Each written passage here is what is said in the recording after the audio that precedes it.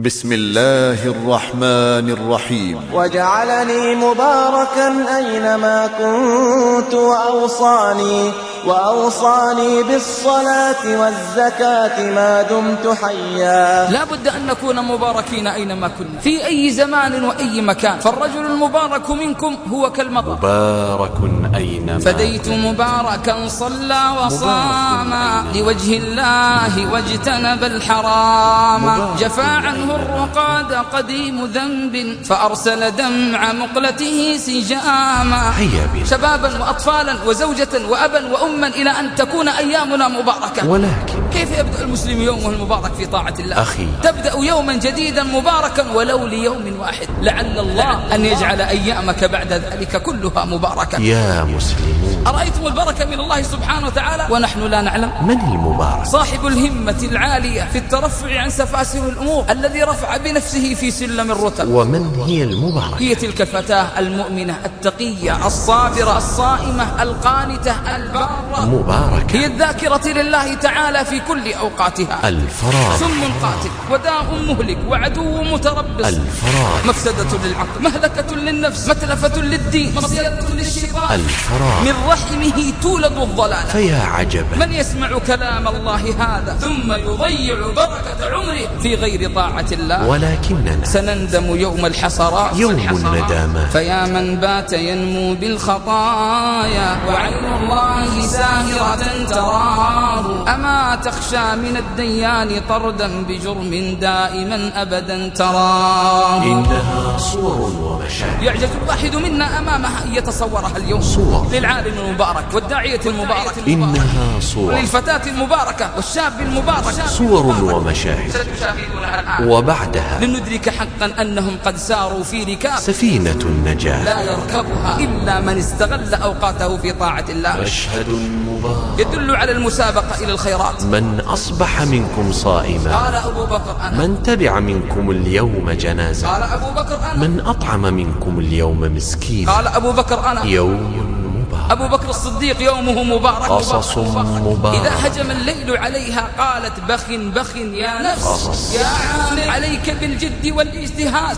مبارك أينما كنت. أما النهار فقد وافوا صيامهم وفي الظلام تراهم فيه رهبانا. أبدانهم أتعبت في الله أنفسهم وأنفس أتعبت قصص مباركة. فعل هذا شابه فعل نبي الله يوسف عليه السلام. ومجلس مبارك في بيوت أذن الله أن ترفع ويذكر فيها اسمه يسبح له فيها بالغدو والآصال.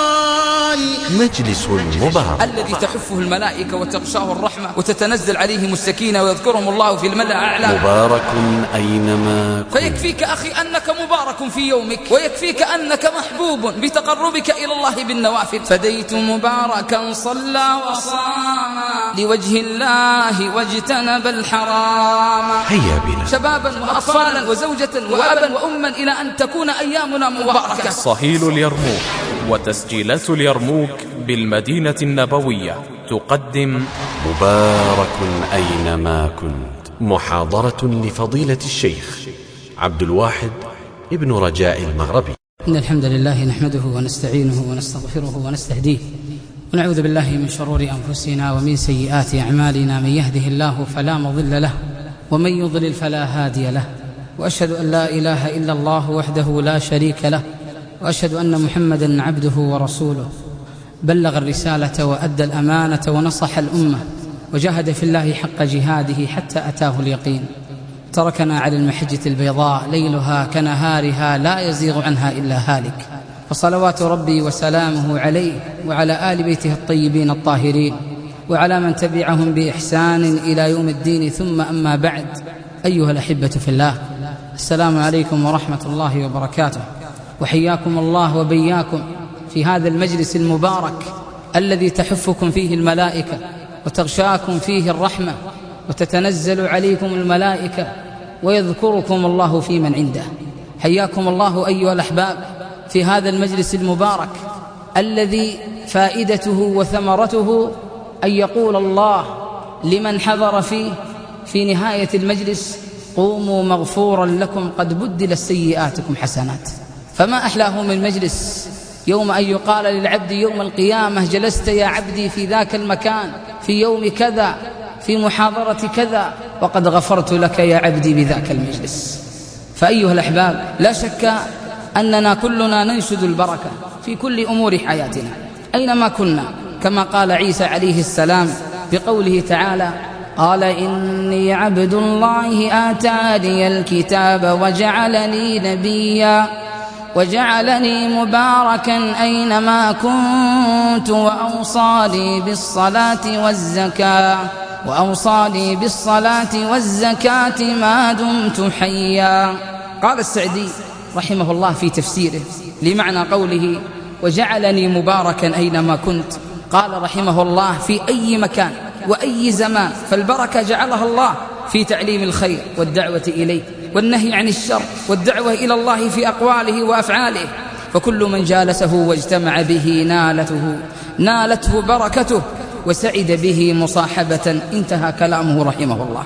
وكذلك كان رسولنا عليه الصلاة والسلام مباركا في أقواله وأفعاله وسائر حياته صلى الله عليه وسلم، فهو مبارك وموفق ومسدد من الله تعالى. وبركة النبي صلى الله عليه وسلم في حياته يوم أن عاش مع صحابته الكرام الحياة الحقيقية، وهي حياة الإيمان وحلاوته ولذته. والذي يدل لذلك أنه أتي بقدح إلى النبي صلى الله عليه وسلم، فروى هذا القدح فئام من الناس ببركته صلى الله عليه وسلم، وهي معجزة من معجزاته صلى الله عليه وسلم، والحديث في صحيح البخاري. وكذلك كان الصحابة يقتتلون على وضوئه صلى الله عليه وسلم يتباركون به.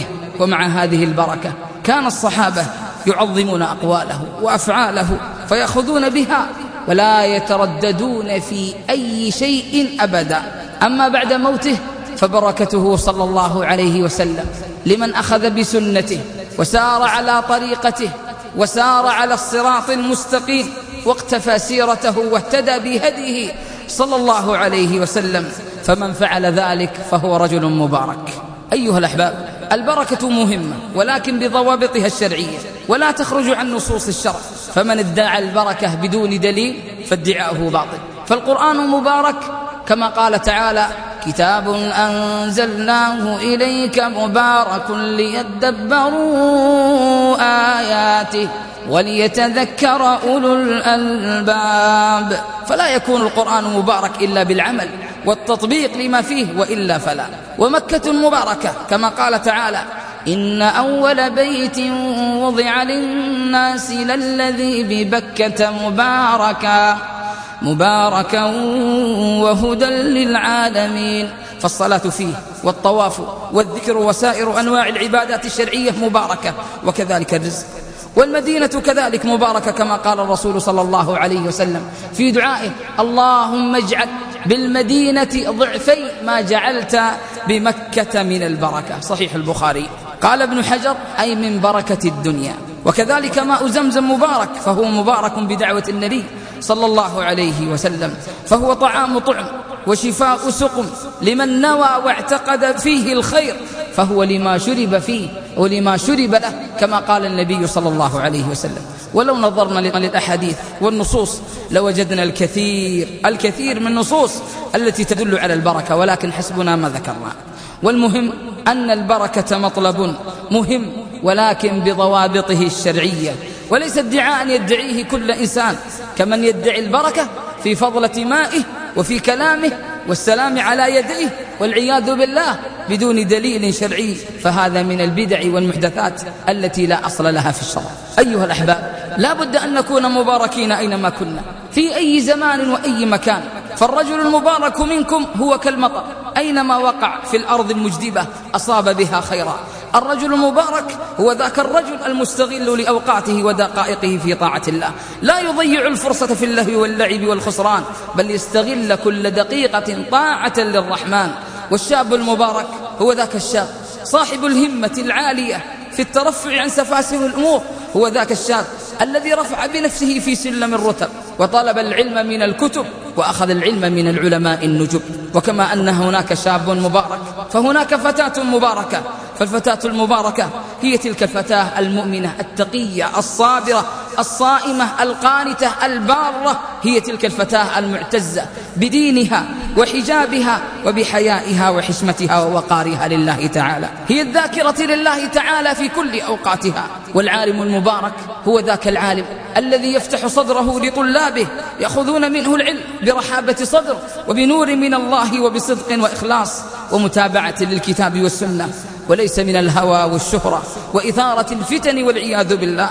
والداعية المبارك جعل لله من هذا الصنف، هو ذاك الداعية الذي يبلغ دين الله بأسلوب أخاذ جميل، يأخذ بمجامع القلوب ويفتح قلوب الناس لدين الله ويبصرهم بدينهم ويحذرهم من الدنيا ويبعدهم عن كل ما فيه ضرر عليهم. والطفل المبارك هو ذاك الطفل الذي رباه أبواه على مائدة القرآن، فأصبح القرآن ربيعا لقلبه ونفسه، فهو يعيش مع القرآن ويحيا بالقرآن. والحي المبارك هو الحي الذي اجتمع أهله على طاعة الله وطاعة رسوله صلى الله عليه وسلم، اجتمعوا على الحق والتواصي به والصبر، أحبوا الأمر بالمعروف والنهي عن المنكر، فارتقى أهله واهتدوا إلى الله سبحانه وتعالى.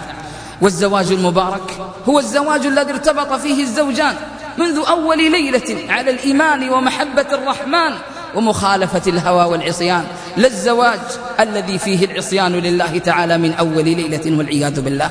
لا أريد أن أطيل عليكم أيها الأحباب، فلا بد أن نكون مباركين في أقوالنا وأفعالنا ومع زوجاتنا ومع أهلينا ومع أولادنا وفي جميع حياتنا وجميع أوقاتنا حتى نعيش العيشة الحقيقية، وهذا سر وجودنا في هذه الحياة.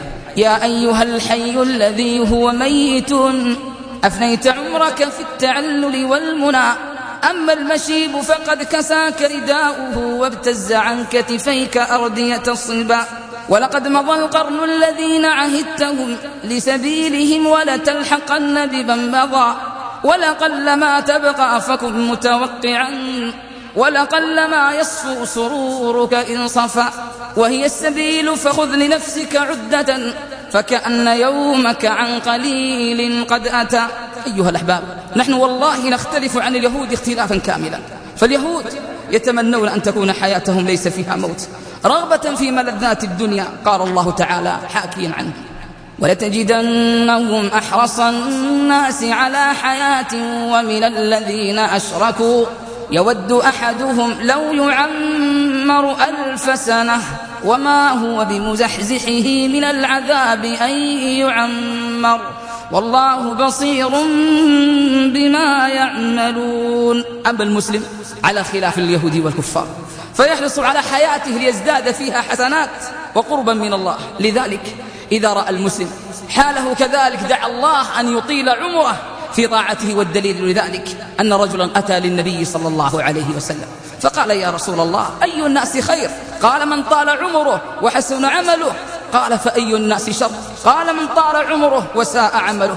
وإذا رأى المؤمن أن حياته ستعرضه للفتن والقتل والسيئات دعا الله أن يقبضه إليه غير فاتن ولا مفتون، لحديث معاذ بن جبل رضي الله عنه، وهو أن الرسول صلى الله عليه وسلم كان يقول في دعائه: اللهم إني أسألك فعل الخيرات وترك المنكرات وحب المساكين وأن تغفر لي وترحمني، وإذا أردت بعبادك فتنة فاقبضني إليك غير مفتون. نسأل الله الكريم ذلك من فضله.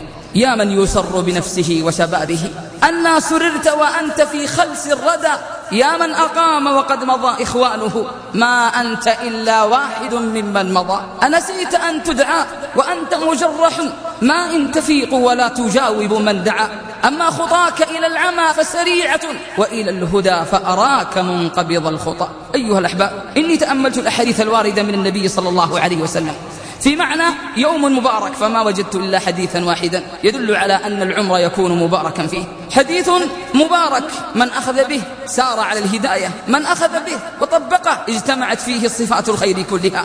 إنه حديث واحد من أخذ به وفهم معناه بصدق فهو رجل مبارك. فاليوم المبارك هو ما قاله النبي صلى الله عليه وسلم. واسمعوا لحديث أنس بن مالك رضي الله عنه أن رسول الله صلى الله عليه وسلم قال: من أحب أن يبسط له في رزقه وينسى له له في أثره فليصل رحمه. واختلف العلماء في تفسير معنى ينسى له في أثره، فلعل أبرز ما قيل فيه من أقوالهم قول النووي رحمه الله، وقول شيخ الإسلام، وقول ابن حجر العسقلاني رحمهم الله جميعا. فقال النووي رحمه الله في معناه الزيادة بالبركة في عمره والتوفيق للطاعات وعمارة أوقاته بما ينفعه في الآخرة وصيانتها عن الضياع في غير ذلك. وقال شيخ الإسلام ابن تيمية، واسمعوا ماذا قال رحمه الله، قال إن المراد به البركة في العمر، بأن يعمل في الزمن القصير ما لا يعمله في الزمن الكثير. وقال ابن حجر رحمه الله معنى الحديث كناية عن البركة في العمر بسبب التوفيق إلى الطاعة وعمارة وقته بما ينفعه في الآخرة وصيانته عن تضييعه. قال أحد العلماء يحفظه الله، قال واسمعوا لهذا الكلام النفيس، قال والحق أن العمر الحقيقي للإنسان ليس هو السنين التي يقضيها من يوم الولادة إلى يوم الوفاة، إنما عمره الحقيقي بقدر ما يكتب له في رصيده عند الله من عمل الصالحات وفعل الخيرات. ولا غرو أن تجد إنسانا يعمر أكثر من 100 سنة ولكن رصيده من التقوى والإيمان ونفع العباد صفر أو ما دون الصفر، بل هو مدين والعياذ بالله لغيره من الناس، وهو الذي سماه النبي صلى الله عليه وسلم المفلس الذي يأتي يوم القيامة. أيها الأحبة، العجيب أن راوي الحديث هو أنس بن مالك رضي الله عنه، وهو من دعا له النبي صلى الله عليه وسلم بالبركة في ماله وولده وعمره. والحديث في صحيح البخاري، إذ يقول أنس إذ قالت أمي أتت بي أمي وأنا عمري 8 سنين، يقول فقالت يا رسول الله خادمك أنس ادعو الله له، قال اللهم أكثر ماله وولده وبارك له فيما أعطيته. وهذا الحديث صريح في الدعاء بطول العمر في الطاعة. قال أنس فوالله إن مالي لكثير وإن ولدي وولد ولدي لا يتعادون على نحو 100 اليوم. أرأيتم أنس بن مالك رجل مبارك وولده مبارك ورزقه مبارك وعمره مبارك، فتعالوا معنا نعيش قليلا مع الرجل المبارك أنس بن مالك رضي الله عنه خادم النبي صلى الله عليه وسلم. يقول أنس رضي الله عنه خدمت النبي صلى الله عليه وسلم 10 سنين فما ضربني ولا سبني ولا عبس في وجهي ولا قال لشيء تركته لما تركته ولا لشيء فعلته لما فعلته ولا مسست خزا ولا حريرا ألين من يد رسول الله صلى الله عليه وسلم. يقول أنس دعا لي النبي صلى الله عليه وسلم فالله أكثر مالي، يقول حتى أن لي كرما يعني شجرة في بستان لي لتحمل في السنة 2 مرتين، وولد بصلبي 106 من الولد. قال عنه أبو هريرة رضي الله عنه ما رأيت أحدا أشبه بصلاة رسول الله من ابن أم سليم يعني أنس. وكان أنس يصلي حتى تقطر قدماه دما مما يطيل القيام رضي الله عنه. وكان أنس مستجاب الدعوة ببركة دعوة النبي صلى الله عليه وسلم. واسمعوا لهذه القصة، فقد جاءه قيم أرضه يشكو عطش أرضه فخرج أنس إلى البرية وصلى ودعا. يقول الراوي فثارت سحابة وغشيت أرض أنس حتى ملأته ماء. أرأيتم البركة حتى في دعائه رضي الله عنه. يقول أنس في آخر حياته من شدة عبادته وطاعته وتعلقه بربه وسيرته على نهج حبيبه صلى الله عليه وسلم، يقول ما من ليلة إلا وأنا أرى فيها حبيبي ثم يبكي رضي الله عنه. مات أنس رضي الله عنه، مات الرجل المبارك وعمره تخيلوا كم عمره 103 سنين وقيل 7 سنين قضاها في طاعة الله، فبارك الله عمره وولده ورزقه. ولكن كيف كانت موت الرجل المبارك، كيف كانت اللحظات الحاسمة، كيف كانت الخاتمة الحسنة من حياة أنس. فعن أنس بن سيرين قال شهدت أنس بن مالك رضي الله عنه وحضرته الممات فجعل يقول لقنوني، يقول لقنوني لا إله إلا الله، فلم يزل يقولها يقول حتى فاضت روحه يرحمه الله. رأيتم البركة لا تكون إلا في طاعة الله وطاعة رسوله صلى الله عليه وسلم. لذول الموت وابنوا للخراب فكلكم يصير إلى تباب، لمن نبني ونحن إلى تراب نصير كما خلقنا من تراب. ألا يا موت لم أر منك بدا أتيت وما تحيف وما تحابي، كأنك قد هجمت على مشيبي كما هجم المشيب على شبابي. سأسأل عن أمور كنت فيها فما عذري هناك وما جوابي، بأية حجة أحتج يوم الحساب إذا دعيت إلى الحساب هما أمران يوضح عنهما لي كتابي حين أنظر في كتابي فإما أن أخلد في نعيم وإما أن أخلد في عذاب نسأل الله أن يخلدنا الله سبحانه في النعيم إنه ولي ذلك والقادر عليه. أيها الأحبة، إن أكبر مشكلة تواجهكم هي أن حياتكم محدودة ومعدودة بسنوات وأيام بل وثوان لا نستطيع أن نزيد فيها ولو لحظة واحدة. إذن عمر الإنسان قصير موازنة بأعمار الأمم السابقة لحديث أبي هريرة رضي الله عنه أن رسول الله صلى الله عليه وسلم قال أعمار أمتي بين 60 إلى 70 وأقلهم من يجوز ذلك. لذلك من يتأمل أكثر يجد أن العمر الإنتاجي لمن أخلص منا هو متوسط عمرك. إن كنت 60 سنة فسيصبح عمرك الإنتاجي 20 سنة، خلافا للنوم والأكل والشرب، وكذلك خلافا للطفولة والمراهقة، إلا إذا احتسبت النوم والأكل والشرب وغير ذلك طاعة لله سبحانه وتعالى. وقد قال القائل أمامك يا نومان دار سعادة يدومن ما فيها ودار شقاء خلقت لإحدى الغايتين فلا تنم وكن بين خوف منهما ورجاء. أيها الأحباب، لو شاهدتم إنسانا يحرق ماله لعددتم ذلك من السفهاء الذين يحجر عليهم، ولكن نحن نرى دائما من يضيع عمره سفها في غير فائدة. والله إن ذلك لأحق بالحجر من ذاك. لماذا؟ لأن المال يمكن تعويضه، لكن العمر لا يمكن أن يعوضه الإنسان مهما كان، ولن يعود إليك أخي مرة ثانية. انظروا أيها الأحبة إلى إنجازات ومؤلفات بعض السلف التي فاقت بعضها عدد سنوات أعمارهم. كيف كتبوها؟ متى ألفوها؟ الجواب أنهم استغلوا دقائق العمر فضلا عن ساعاته وأيامه، فكانت أيامهم مباركة. وكان من استغلال بعض السلف للوقت أنهم كانوا يكثرون من تلاوة القرآن أثناء تجوالهم وترحالهم حتى قاسوا المسافات والأوقات بعدد الآيات. كان عمرو بن دينار قد جزأ الليل 3 أجزاء، ثلثا ينام فيه وثلثا يدرس الحديث وثلثا يصلي فيه رحمه الله. وكان وكيع بن الجراح لا ينام حتى يقرأ حزبه في كل ليلة ثلث القرآن، ثم يقوم في آخر الليل فيقرأ المفصل، ثم يجلس فيأخذ في الاستغفار حتى يطلع الفجر فيصلي 2 ومع ذلك أيها الأحبة كان الخوف ملازما لهم، كانوا يخافون ألا يقبل منهم عمل. فقد كان الضحاك بن مزاحم يرحمه الله إذا أمسى بكى فيقال له لما تبكي؟ فيقول لا أدري ما صعد اليوم من عملي، ما صعد اليوم من عملي، أي عمل قبل لي؟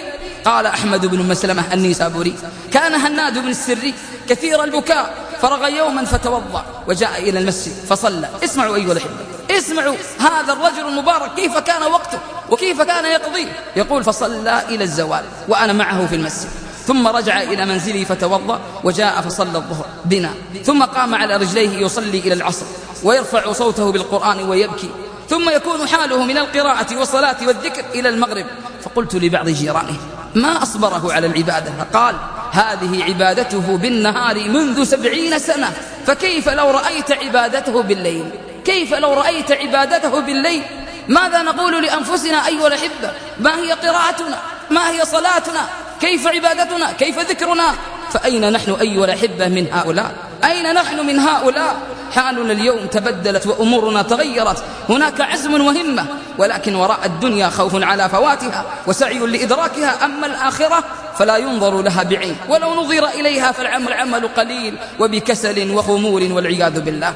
حالنا أيها الأحبة اليوم بخلاف ما سمعنا من حال السلف والخلف، فترى ضياع الأوقات وقتل الفراغ والشر والضلال والعمى وموت القلوب. قتل الأوقات عند كثير من الناس اليوم وخصوصا الشباب مثل شرب الماء البارد على الظمأ، ولكننا سنندم يوم الحسرات، يوم الندامات، يوم أن يندم المفرط على ما فرط في أوقات عمره، يوم يندم العاصي لربه على ما اقترفت يداه من السيئات والموبقات. ولكن هل ينفعه ذلك في ذلك اليوم؟ كلا وربي لا ينفعه. وقد قال القائل فيا من بات ينمو بالخطايا وعين الله ساهرة تراه، أما تخشى من الديان طردا بجرم دائما أبدا تراه. أتعصي الله وهو يراك جهرا وتنسى في غد حقا تراه وتخلو بالمعاصي وهو دان إليك وليس تخشى من لقاه وتنكر فعلها ولها شهود بمكتوب عليك وقد حواه فيا حزن المسيء لشؤم ذنب وبعد الحزن يكفيه حماه فيندب حسرة من بعد موت ويبكي حيث لا يجدي بكاه يعض اليد من ندم وحزن ويندب حسرة ما قد عراه فبادر بالصلاح وأنت حي لعلك أن تنال به رضاه. أيها الأحباب، بعد هذه الصور للعلماء الإجلاء في استغلالهم لأوقاتهم وأعمالهم، إليكم هذه النماذج والصور الحية المباركة والتي سجلها التاريخ بمداد الإخلاص والمتابعة لله وللرسول صلى الله عليه وسلم. إنها صور ومشاهد يعجز الواحد منا أمامها أن يتصورها اليوم، ولكن نسأل الله أن تكون هذه المشاهد عبرة وعظة لنا باستغلال أوقاتنا بما ينفع ويفيد ولو الشيء القليل الدائم قبل أن نودع الحياة، لأننا لا ندري متى نرحل وبما يختم لنا. أيها الأحباب، إن هذه الصور والمشاهد المباركة هي صور للعالم المبارك والداعية المبارك، إنها صور للفتاة المباركة والشاب المبارك والزوج المبارك والزوجة المباركة والبنت المباركة والبيت والحي المبارك والمجلس المبارك. إنها صور ومشاهد ستشاهدونها الآن مع أنكم تسمعونها، ولكنها مثل المشاهدة فندرك حقا أننا ضيعنا أعمارنا وأوقاتنا سدى. إنها صور ومشاهد تمثل مثلا وقيما عليا لم نحققها لندرك حقا أنهم قد ساروا في ركاب سفينة النجاة، وسفينة النجاة لا يركبها إلا من استغل أوقاته في طاعة الله. وقبل أن نذكر لكم الصور والمشاهد، خذوا هذا المشهد الذي جرى في عهد الرسول صلى الله عليه وسلم. إنه مشهد يدل على المسابقة إلى الخيرات والتنافس في الطاعات، وقد قال تعالى: سابقوا إلى مغفرة من ربكم وجنة عرضها كعرض السماء والأرض أعدت للذين آمنوا بالله ورسله ذلك فضل الله يؤتيه من يشاء والله ذو الفضل العظيم. إن هذا السباق ليس سباق دراجات ولا سباق سيارات ولا سباق خيل، إنه سباق من سباقات الجنة وليس سباق من سباقات الدنيا وحطامها الفاني. إنه سباق من أجل الفوز بجنة عرضها السماوات والأرض. ولكن أيها الأحباب، من الذي كان يشهد الهمم لهذا السباق ويقوي العزائم؟ إنه النبي صلى الله عليه وسلم الذي كان يبعث روح التنافس والتسابق بين أصحابه. فقد سأل أصحابه يوما: من أصبح منكم اليوم صائما؟ قال أبو بكر: أنا. قال: فمن تبع منكم اليوم جنازة؟ قال أبو بكر: أنا. قال: فمن أطعم منكم اليوم مسكينا؟ قال أبو بكر: أنا. قال: فمن عاد منكم اليوم مريضا؟ قال أبو بكر: أنا. فقال رسول الله صلى الله عليه وسلم: ما اجتمعت في امرئ إلا دخل الجنة. أرأيتم أيها الأحبة كيف كان الصحابي الجليل أبو بكر الصديق يومه مبارك؟ أرأيتم كيف استغل يومه فيما ينفعه مع أنه مبشر بالجنة؟ فزاده النبي صلى الله عليه وسلم بشرا على بشراه، فيا بشراه يا بشراه بالجنة. وإليكم أيها الأحبة هذه الصور والمشاهد المباركة. أول صورة نبدأ بها هي صورة لذلك العالم الجليل المبارك الذي صور لنا أروع الصور في زماننا هذا. إن العالم المبارك الذي نتحدث عنه هو سماحة الوالد وفقيد الأمة الشيخ عبد العزيز بن باز رحمه الله رحمة واسعة. إن ابن باز استطاع أن يجعل أيامه ولياليه طاعة لله، فلا يكاد ينام الشيخ إلا 4 ساعات فقط، وبقية الساعات يقضيها رحمه الله في العبادة والدعوة ونفع الخلق وأعمال البر. كان الشيخ منذ أن يستيقظ في الثلث الأخير من الليل للتهجد، ثم يصلي الفجر، ثم يقرأ ورده بعد الفجر، ثم يبدأ برنامجه الحافل بالدروس العلمية والندوات والمحاضرات والنظر في الاستفتاءات والمعاملات والرد على المكالمات وكتابة الشفاعات والنصائح لكل فرد لنشر الخير والهدى. ولا ننسى أيها الأحباب مع هذا الكم الهائل من أعمال الخير والطاعة أن الشيخ يرحمه الله كان صاحب إنكار المنكر بدون خوف من أحد، فلا يخاف في الله لومة لائم. وكذلك كان الشيخ ذو كرم للضيوف، وكان واصلا لرحمه، متصدقا منفقا في سبيل الله يرحمه الله. كان واسع الصدر لا يحمل في قلبه غلا ولا حقدا لأحد يرحمه الله.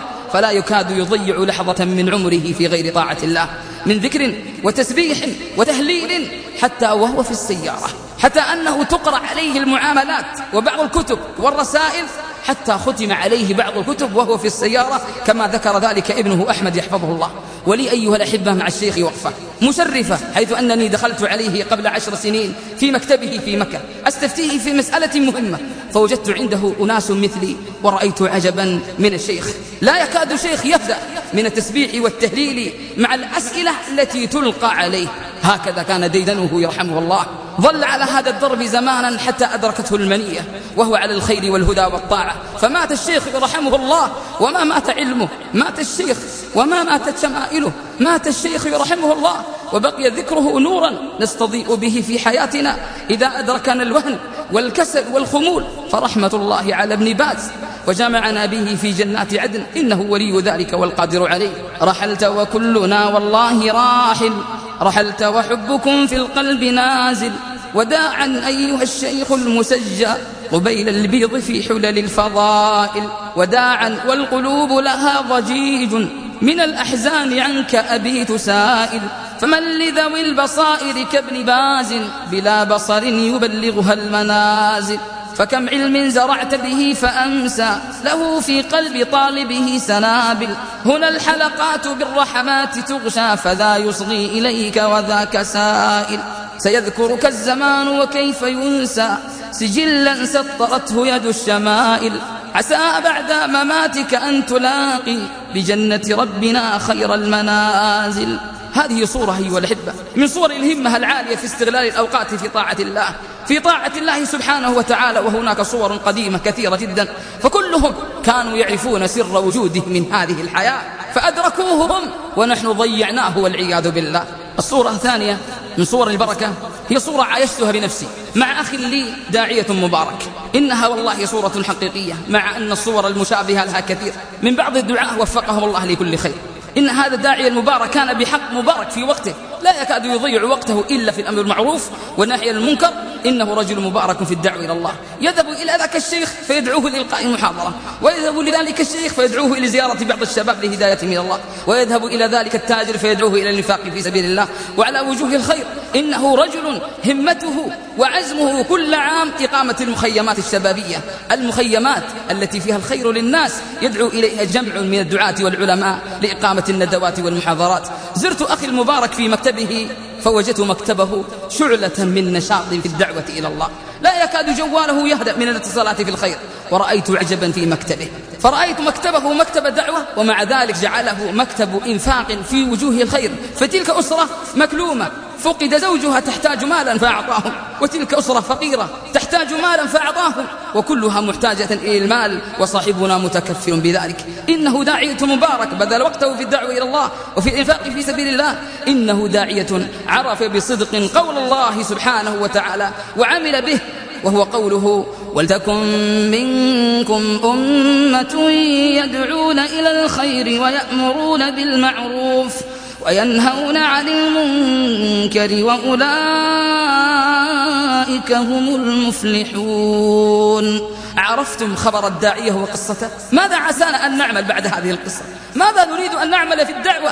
أن نجلس فقط بدون دعوة إلى الله وهي دعوة الرسل؟ وقد قال تعالى قل هذه سبيلي أدعو إلى الله على بصيرة، أدعو إلى الله على بصيرة أنا ومن اتبعني وسبحان الله وما أنا من المشركين. فهيا أيها الأحباب نشابه الرسل في دعوتهم بالحكمة والموعظة الحسنة، لعل الله سبحانه وتعالى بمنه وكرمه أن يحشرنا في زمرتهم، إنه ولي ذلك والقادر عليه.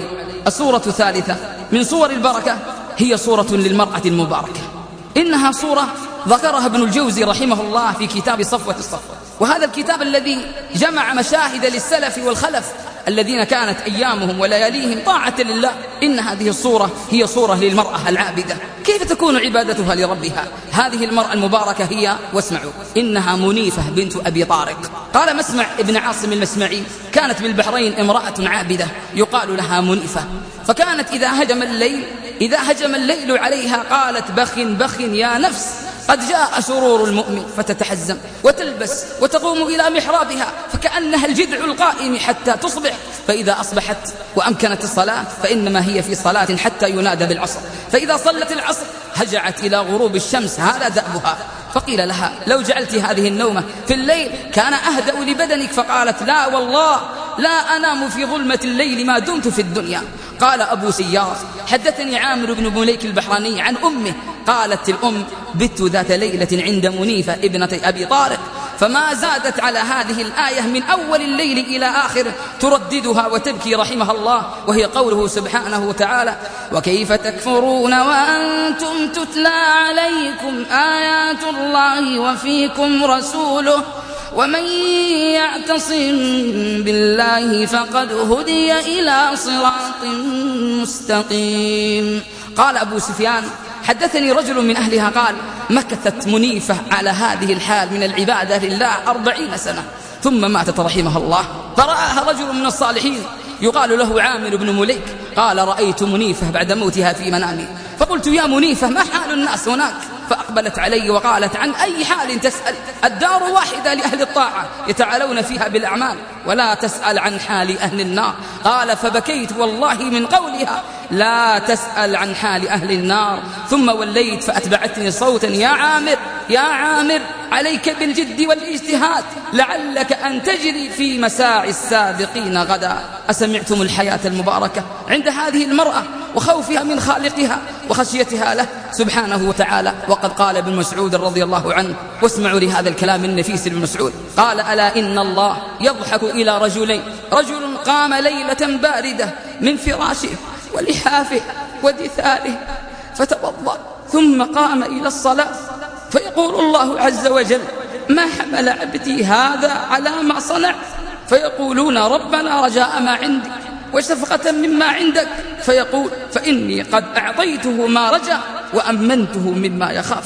عسى الله أن يجعلنا منهم، وعسى الله أن يجعلنا من قوم قال عنهم الشاعر لله قوم شروا لله أنفسهم فأتعبوها بزجر الله أزمانا، أما النهار فقد وافوا صيامهم وفي الظلام تراهم فيه رهبانا، أبدانهم أتعبت في الله أنفسهم وأنفس أتعبت في الله أبدانا، ذابت لحومهم خوف الحساب غدا وقطعوا الليل تسبيحا وقرآنا. نسأل الله سبحانه وتعالى أن نكون منهم. الصورة الرابعة لشاب مبارك توجه بقلبه إلى خالقه وأناب إليه سبحانه وتعالى لأنه يعلم أنه هو المنجي من جميع المصائب والفتن. إن هذا الشاب ليس شاب فقط بل هو عابد تقي نقي عفيف العين واللسان وجميع الجوارح. إنه العبد الصالح السري بن دينار يرحمه الله. قد سافر السري يوما وكان شابا جميلا وحط في بعض رحلاته عند صاحب دار، فلما دخل الدار رأته ابنة صاحب الدار وكانت جميلة فتعلق قلبها به وسول لها الشيطان أن تفتنه بجمالها، فانتظرت حتى جاء الليل ونام جميع أهل الدار ثم لبست أحسن ثيابها وتزينت كأنها عروس في ليلة زفافها، ثم دخلت على السري في الغرفة التي ينام فيها وقالت له بصوت يضج بالأنوثة والفتنة يا سري قد نام جميع أهل الدار ولم يبق إلا أنا وأنت، فهل لك في فرش وطي وعيش رخي؟ فقال لها شعرا خوفا من الله، فاسمعوا ماذا قال لها حتى أن المرأة تابت بقول هذا الشعر. قال لها وكم ذي معاص نال منهن لذة فمات وخلاها وذاقت دواهيا، تصرف لذات المعاصي وتنقضي وتبقى تباعات المعاصي كما هي، فواسوا أتى والله راء وسامع لله يغشى المعاصي. فصاحت وبكت توبتها. شاب مبارك فعله هذا شابه فعل نبي الله يوسف عليه السلام لما امتنع عن الفاحشة. إنه شاب توجه بقلبه إلى الله فترك زينة الدنيا وهي تعرض عليه. فهل يكون الشباب مباركين مثله بإعراضهم عن المعاصي والذنوب وبإعراضهم عن النظر المحرم والخلوة المحرمة؟ فيا شباب الإسلام كونوا شبابا مباركين مثل هذا الشاب، وإلا كانت العاقبة وخيمة عليكم يوم القيامة. الصورة الخامسة هي صورة للزوجة المباركة التي أطاعت زوجها وحصنت فرجها وصامت شهرها وصلت فرضها فدخلت الجنة راضية بقضائها وقدرها. إنها الزوجة المباركة التي إذا غضبت أو أسيء إليها أو غضب زوجها قالت لزوجها: هذه يدي في يدك، لا أذوق غمضا حتى ترضى. ولكن أيها الأخت المسلمة، أين هذه الزوجة في زماننا الآن؟ اسمعوا أيها الأحباب، واسمعي أيتها الأخت المسلمة عن قصة هذه الزوجة المباركة والزوج المبارك من قصة الشعبي وشريح القاضي. إذ التقى الشعبي رحمه الله مع شريح القاضي ذات مرة، فسأل الشعبي شريحا عن حاله في بيته. قال له شريح: والله منذ 20 عاما لم أرى ما يغضبني من أهلي. أسمعتم؟ قال له الشعبي: وكيف ذاك؟ مستنكر، كيف ذاك؟ متعجب. قال له شريح: منذ أول ليلة دخلت على امرأتي رأيت فيها حسنا فاتنا وجمالا نادرا، فقلت في نفسي فلا أطهر وأصلي ركعتين شكر لله. فلما سلمت من صلاتي وجدت زوجتي تصلي بصلاتي وتسلم بسلامي، زوجة مباركة. فلما خلى البيت من الأصحاب والأصدقاء قمت إليها واقتربت منها لأصيب منها ما يصيب الرجل من زوجته، فقالت لي: على رسلك يا أبا أمية، كما أنت على رسلك.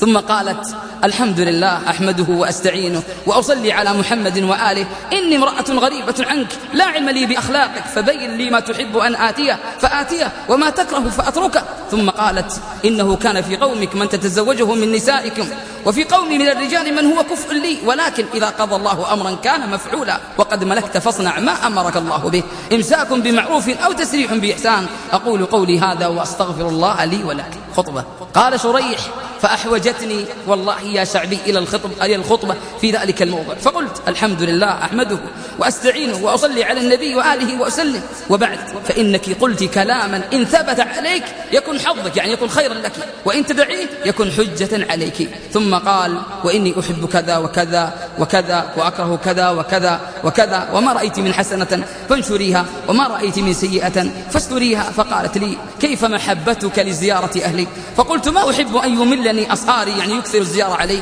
فقالت: فمن تحب من جيرانك أن يدخل دارك فآذن له، ومن تكره فأكره؟ فقلت: بنو فلان قوم صالحون وبنو فلان قوم صالحون فأذني لهم، وأما بنو فلان وبنو فلان فقوم سوء فلا تأذني لهم. فقال شريح: فبت معها تلك الليلة بأنعم ليلة، وعشت معها عاما كاملا لا أرى منها إلا ما أحب وأتمنى. فلما كان رأس السنة الجديدة رجعت إلى مجلس القضاء إلى بيتي، فإذا بفلانة مرأة في بيتي، فقلت لها: من هذه المرأة؟ فقالت: أم زوجتك. اسمعوا، أم الزوجة. فالتفتت أم الزوجة إلي وسألتني: كيف رأيت زوجتك يا أبا أمية؟ فقلت: خير زوجة. فقالت لي: يا أبا أمية، خطبة أخرى جديدة من الأم، قالت: يا أبا أمية، إن المرأة لا تكون أسوأ حالا منها في حالين: إذا ولدت غلاما أو حظيت عند زوجها، يعني شعرت بحبه وتعلقه بها. فوالله يا أبا أمية ما حاز الرجال في بيوتهم شرا من المرأة المدللة، فأدب ما شئت أن تؤدب وهذب ما شئت أن تهذب. قال شريح: فمكثت معي تلك المرأة 20 عاما لم أعقب عليها في شيء إلا مرة واحدة، وكنت فيها مخطئا ثم ماتت رحمها الله. ومن الطرف أني عندما ألقيت هذه المحاضرة آخر كان زواجه بعد، فقال: انصحني. ماذا تنصحني؟ قلت: أنصحك أن تكون كمثل حال شريح القاضي مع زوجته. طبعا أنت وزوجتك يضيع الليل، إذا تريد أن تكون زوجتك مباركة فافعل مثل فعل القاضي مع زوجته. فضحك الرجل ثم هي صورة لذلك البيت المبارك. أهله جميعا على طاعة الله تعالى اجتمعوا على مائدة القرآن والصيام والقيام وطاعة الملك العلام، لم يجتمعوا مثل بقية الأسر على الحرام وإضاعة الليالي والأيام، لم يجتمعوا مثل بقية الأسر على العار والشنار والدمار في الدنيا والآخرة. إن هذا البيت أيها الإخوة والأخوات تواصوا بالحق والصبر عليه، فماتوا جميعا للحق والطاعة، فما أحلاه من بيت وما أجمله من بيت مبارك بني على التقوى والإيمان، ومات أهله على التقوى والإيمان كذلك. لعلكم اشتقتم إلى هذا البيت المبارك.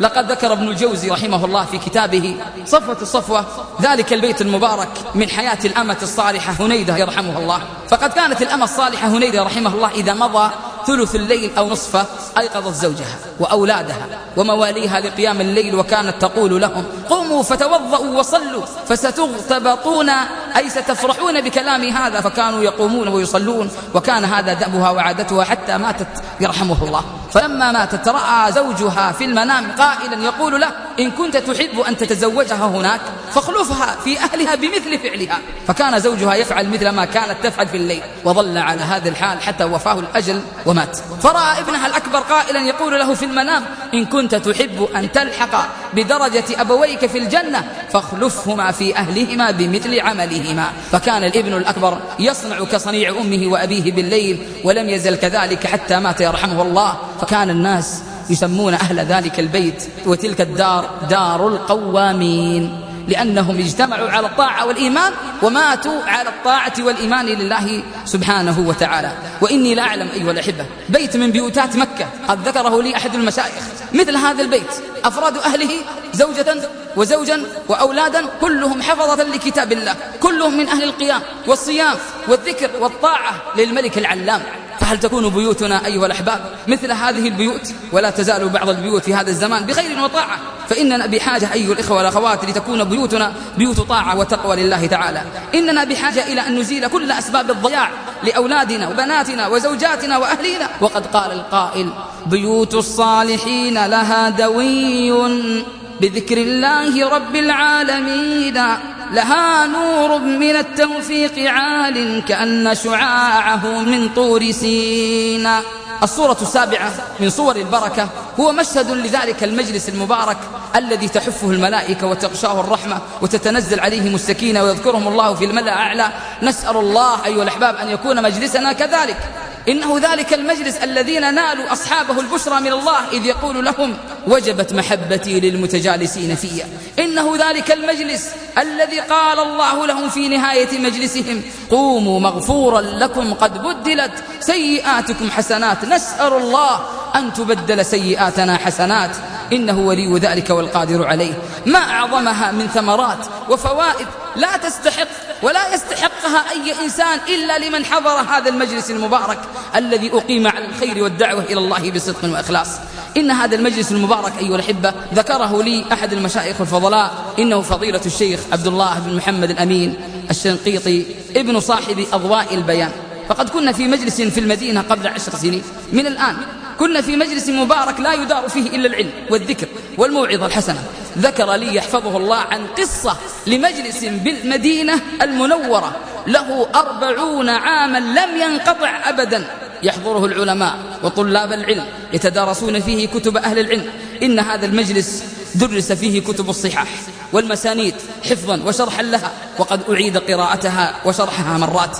وكذلك درس فيه كتب العقائد والفقه وأصول الفقه وغيرها من الكتب النافعة. ولا يزال هذا المجلس المبارك إلى يومنا هذا.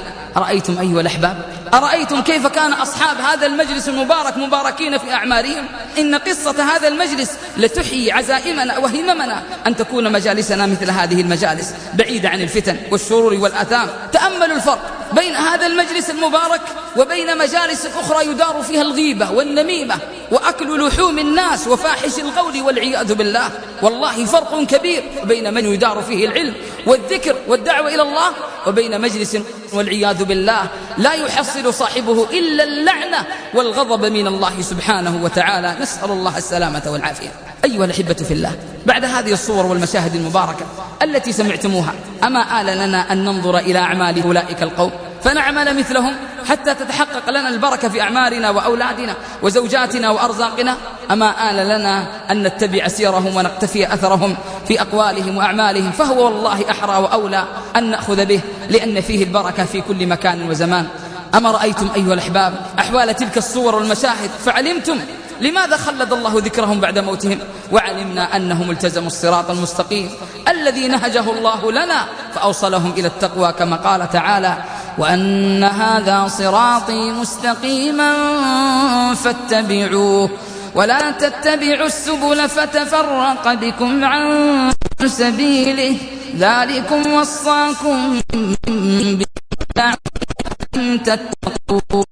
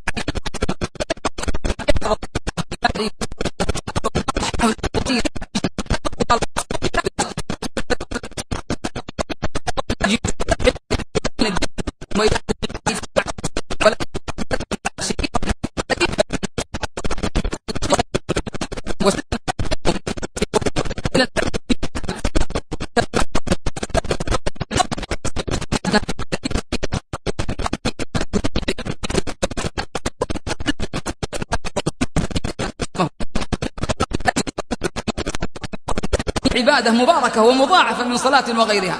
لذلك قال الرسول صلى الله عليه وسلم في الحديث الصحيح: صلاة في مسجدي هذا أفضل من 1000 صلاة فيما سواه إلا المسجد الحرام، وصلاة في المسجد الحرام أفضل من 100,000 فيما سواه.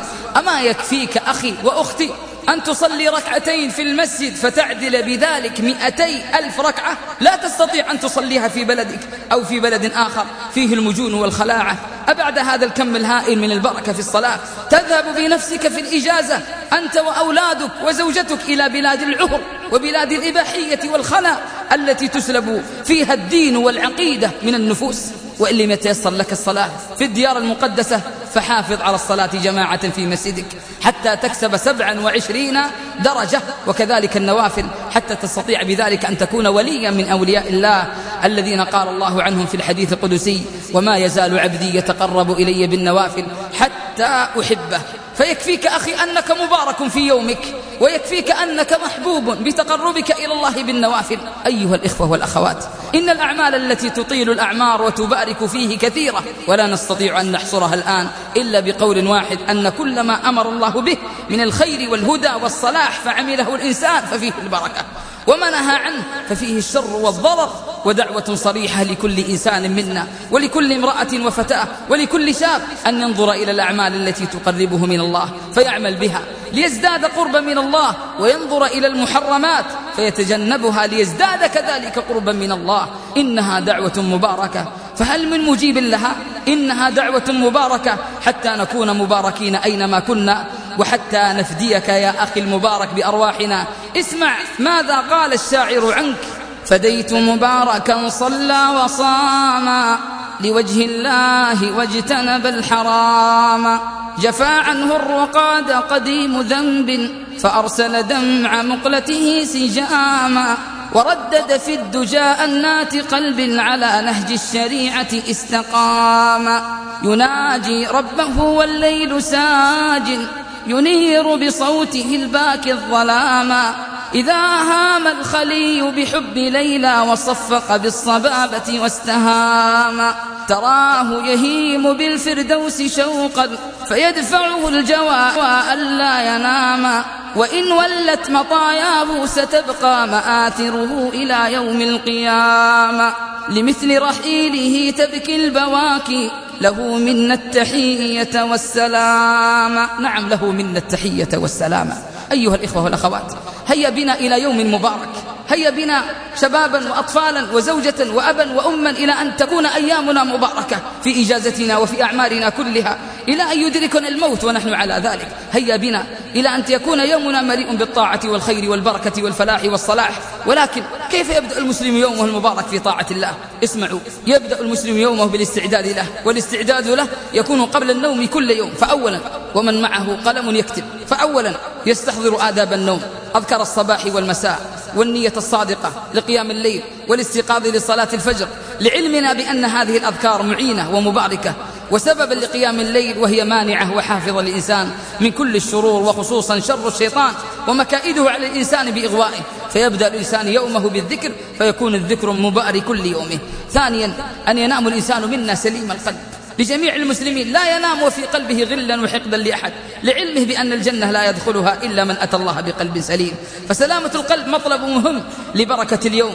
ثالثا، إذا قام الإنسان لقيام الليل فليحرص أشد الحرص على ملء هذا الوقت المبارك بالصلاة والذكر والدعاء والاستغفار حتى أذان الفجر، لعلمه بأن الله قد وصف أصحاب الجنة المتقين بأنهم أهل القيام، وقد قال عنهم: تتجافى جنوبهم عن المضاجع يدعون ربهم خوفا وطمعا ومما رزقناهم ينفقون. ولعلمنا بأن هذا الثلث الأخير من الليل ينزل الله تعالى فيقول: من يدعوني فأستجيب له، من يسألني فأعطيه، من يستغفرني فأغفر له.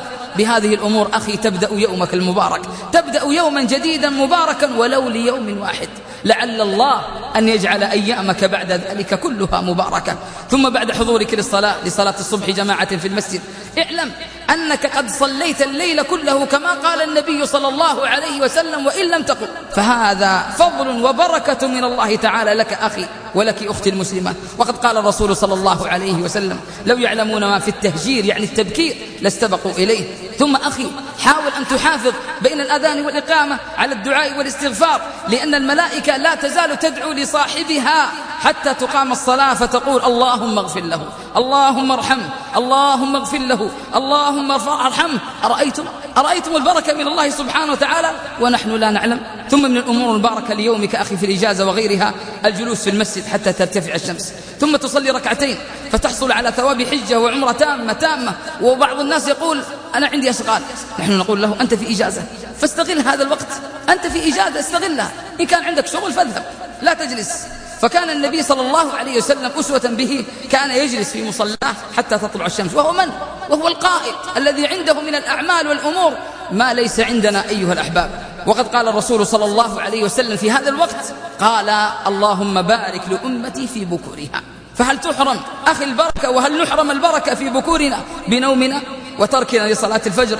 حتى والعياذ بالله كثير منا ضيع هذه البركة، يسهر ليلا نهارا فغير والعياذ بالله سنة الله في خلقه. بل في المسجد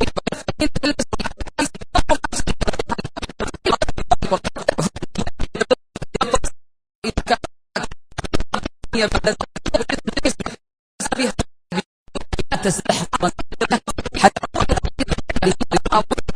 الله سبحانه وتعالى من يحب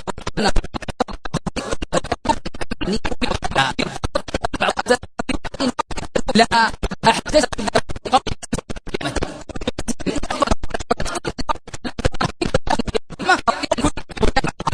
حسنا